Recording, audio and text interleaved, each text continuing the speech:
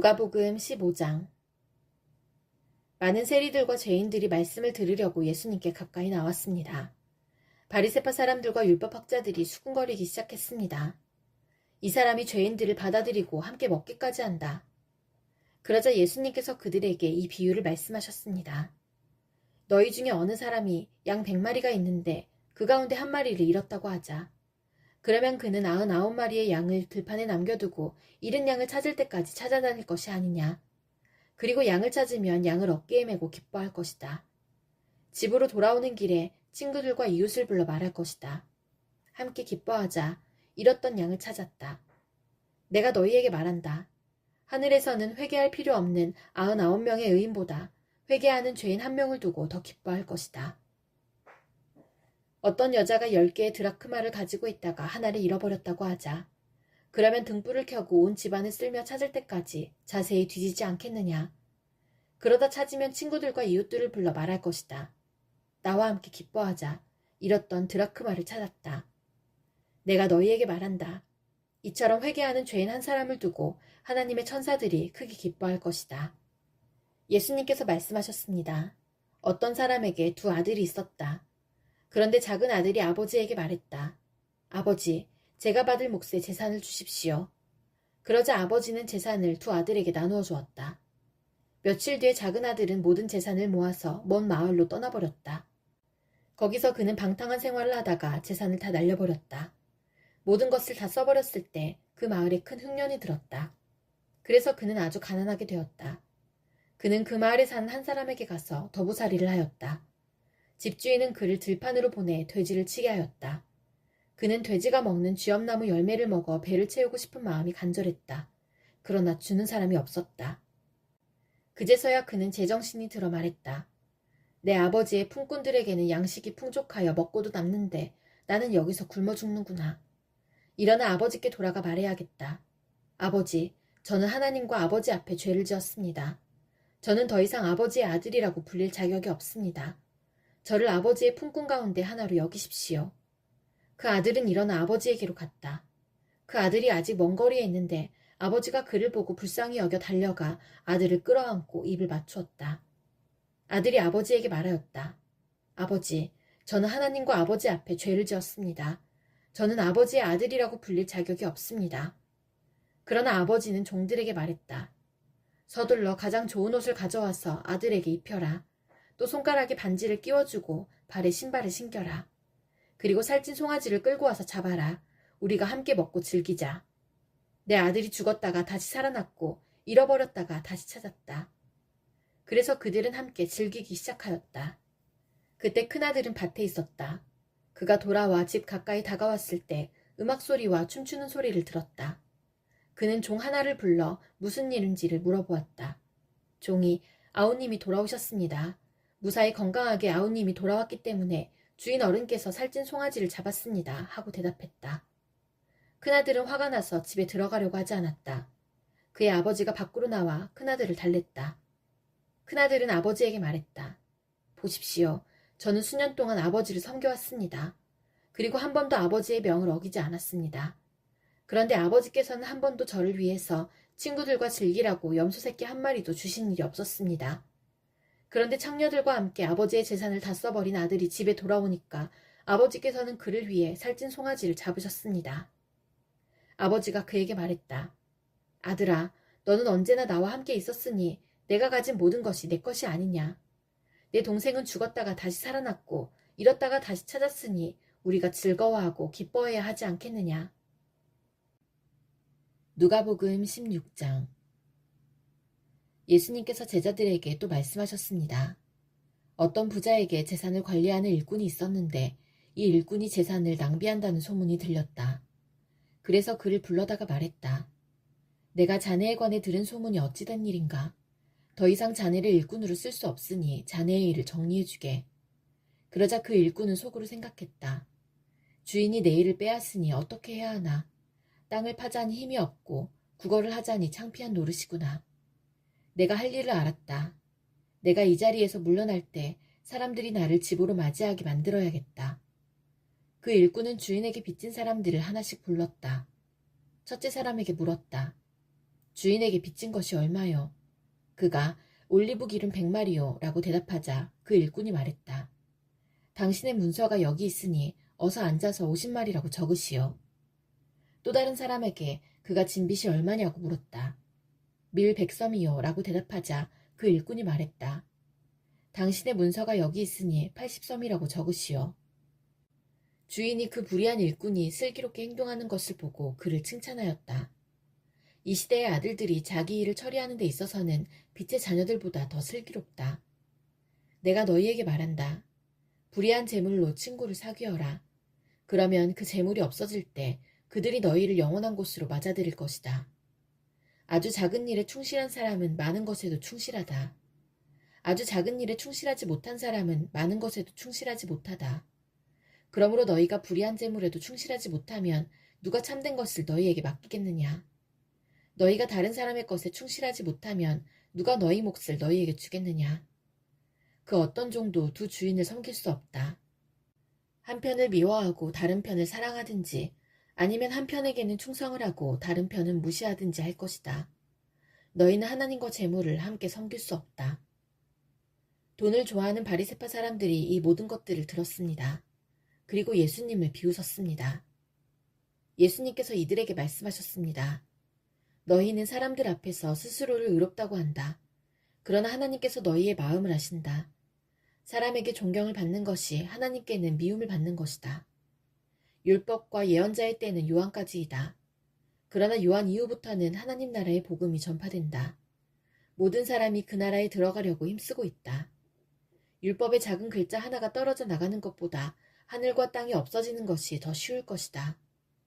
자기 아내와 이혼하고 다른 여자와 결혼하는 사람은 누구나 간음죄를 짓는 것이다. 남편과 이혼한 여자와 결혼하는 사람도 간음죄를 짓는 것이다. 예수님께서 말씀하셨습니다. 어떤 부자가 있었다. 이 사람은 언제나 가장 비싼 옷을 입고 매일 호화스럽게 살았다. 한편 그 집 대문 앞에는 나사로라는 한 가난한 사람이 누워 있었는데 몸에는 부스럼투성이었다.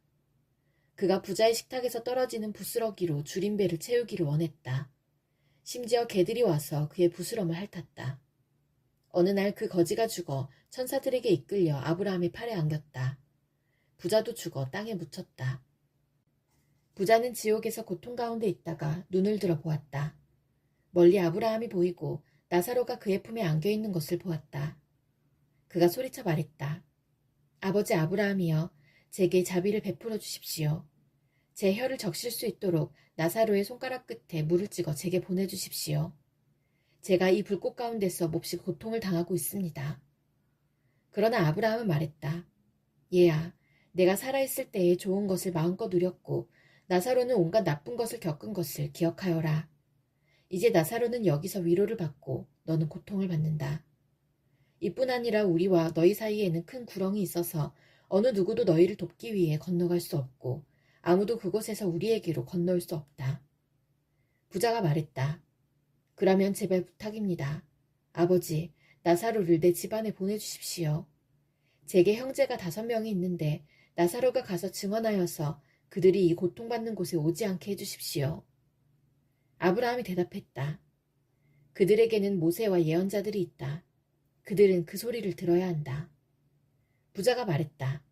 그렇지 않습니다. 아버지 아브라함이여. 누군가 죽었다가 살아나 그들에게로 가면 그들이 회개할 것입니다. 아브라함이 그에게 대답했다. 만일 그들이 모세와 예언자들의 말을 듣지 않는다면 죽은 사람이 다시 일어나도 그들은 믿지 않을 것이다. 누가복음 17장. 예수님께서 제자들에게 말씀하셨습니다. 죄짓게 하는 일이 없을 수는 없다. 그러나 죄짓게 하는 사람에게는 화가 있다. 어린아이 하나라도 죄짓게 하면 차라리 자기 목에 연자맷돌을 달고 바다에 빠지는 것이 더 나을 것이다. 너희는 조심하여라. 만약 내 형제가 죄를 짓거든 책망하여라. 그러나 회개하거든 용서하여라. 만일 내 형제가 하루에 7번이라도 내게 죄를 짓고 그때마다 돌아와서 잘못했다고 빌면 용서해 주어라. 사도들이 주님께 말했습니다. 우리의 믿음을 더하여 주십시오. 주님께서 말씀하셨습니다. 만일 너희에게 겨자씨만한 믿음이 있으면 이 뽕나무더러 뿌리째 뽑혀 바다에 심겨라 해도 그것이 내 말에 순종할 것이다. 너희 가운데 밭을 가거나 양을 치는 일을 맡은 종이 있는데 그가 밭에서 돌아오면 어서 이리 와서 앉아 먹어라 하고 말할 사람이 누가 있겠느냐. 오히려 종에게 너는 내가 먹을 것을 준비하고 내가 먹고 마시는 동안 허리를 동이고 시충들다가 그 후에 먹고 마시라 하지 않겠느냐. 시키는 대로 했다고 해서 주인이 종에게 고맙다고 하겠느냐.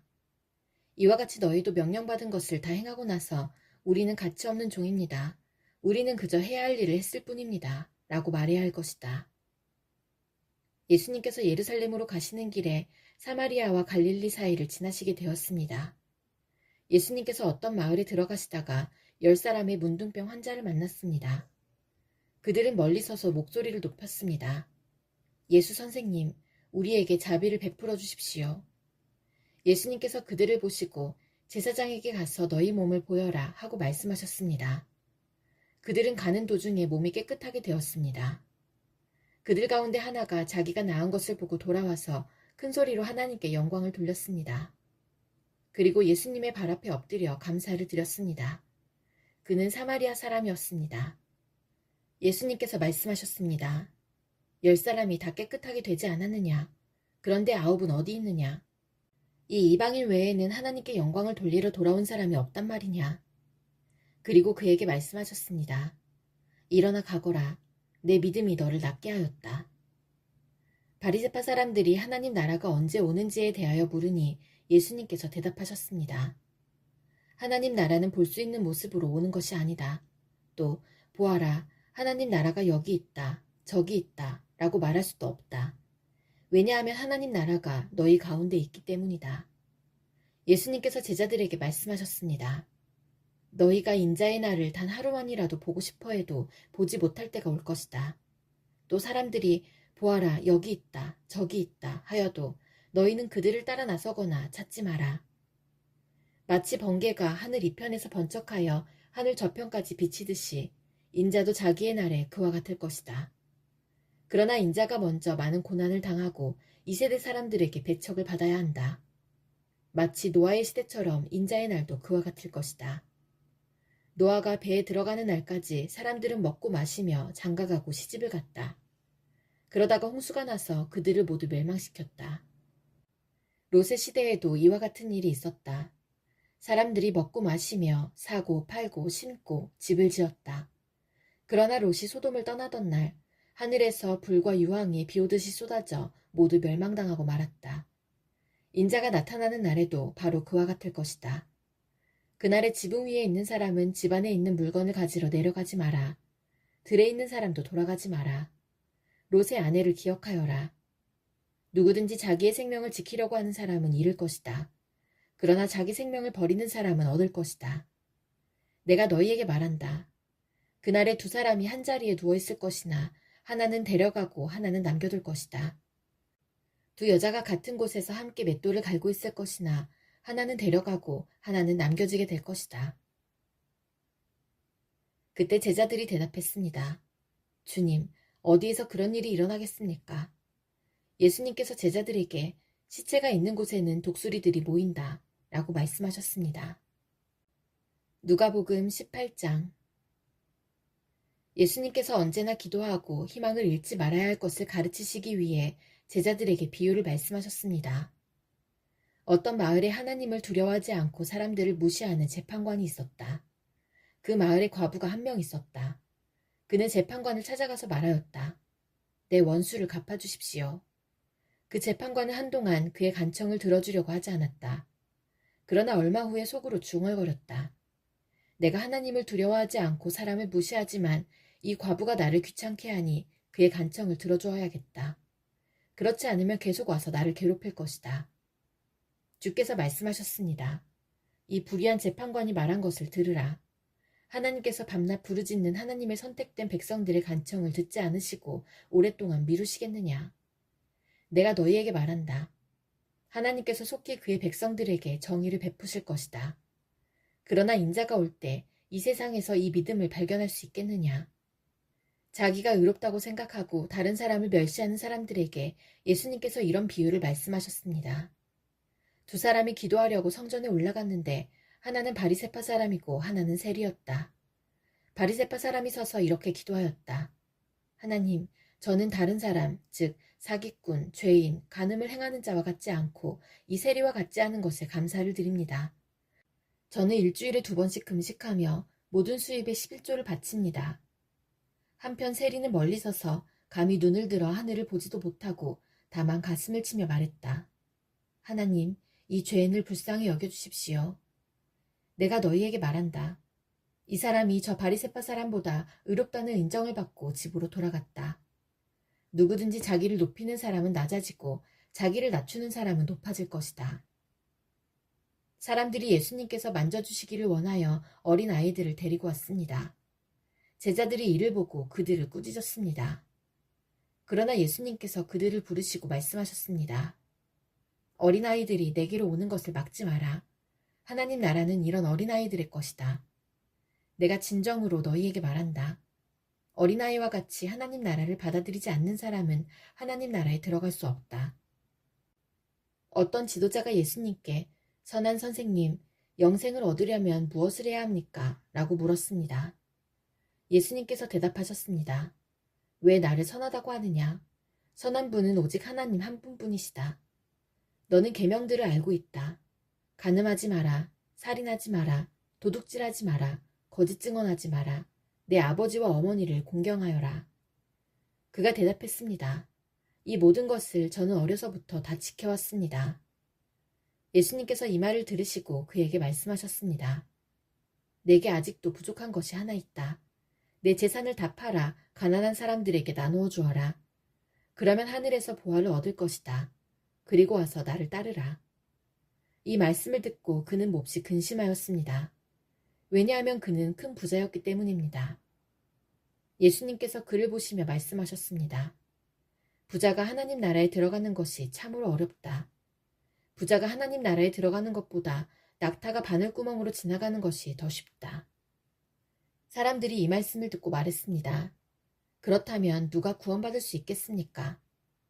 예수님께서 말씀하셨습니다. 사람으로는 할 수 없는 것을 하나님께서는 하실 수 있다. 그때 베드로가 말했습니다. 우리는 모든 것을 버리고 주님을 따랐습니다. 예수님께서 제자들에게 말씀하셨습니다. 내가 진정으로 너희에게 말한다. 하나님 나라를 위해 집이나 아내나 형제나 부모나 자녀를 버린 사람은 이 세상에서 여러 배로 받을 것이요. 또한 오는 세상에서 영생을 얻을 것이다. 예수님께서 12제자를 따로 부르시고 말씀하셨습니다. 보아라, 우리는 예루살렘으로 올라간다. 인자에 대하여 예언자들이 기록한 모든 일이 이루어질 것이다. 인자가 이방인들에게 넘겨져 조롱을 당하고 모욕을 당하며 침뱉음을 당할 것이다. 그리고 이방인들이 인자를 채찍질한 후 죽일 것이다. 그러나 3일 만에 다시 살아날 것이다.